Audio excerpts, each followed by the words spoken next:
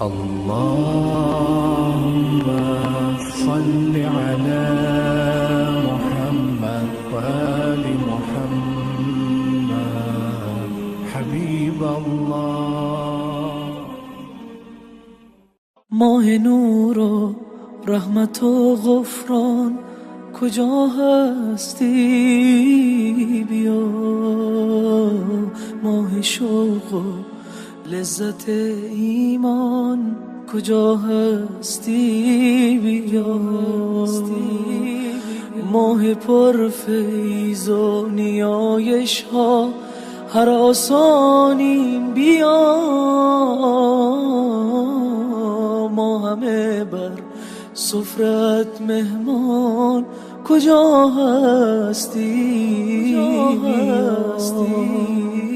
ای شبستان قلوب مسلمین آخر بیا،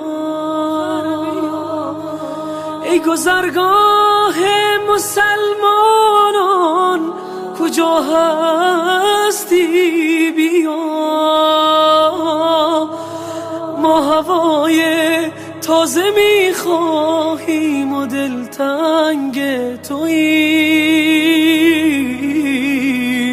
ای بهار تازه قرآن کجا هستی؟ بیا از گناه و معصیت ها خسته و درمانده ایم،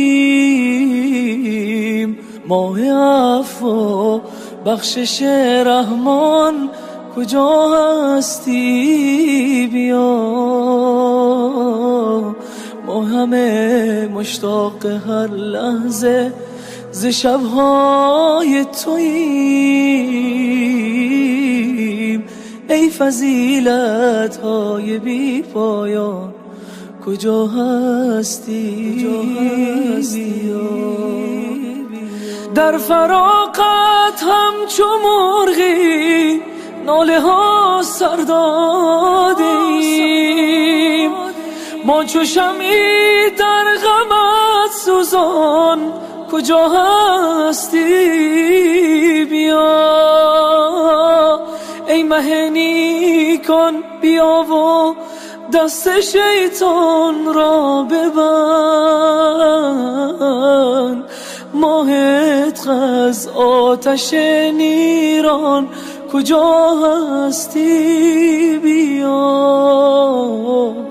ماه عتق از آتش نیران کجا هستی؟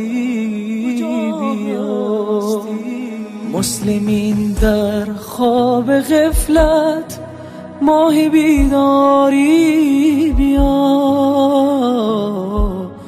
ای مه بیداری وجدان کجا هستی؟ بیا ماه روزه ماه تمرین عبودیت بیا،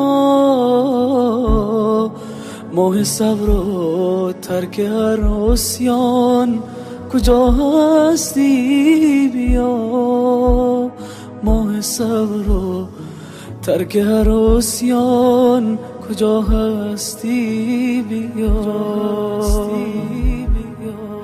ای شب قدرت شب تجدید پیمان است و ما پر از درد و تویی درمان کجا هستی؟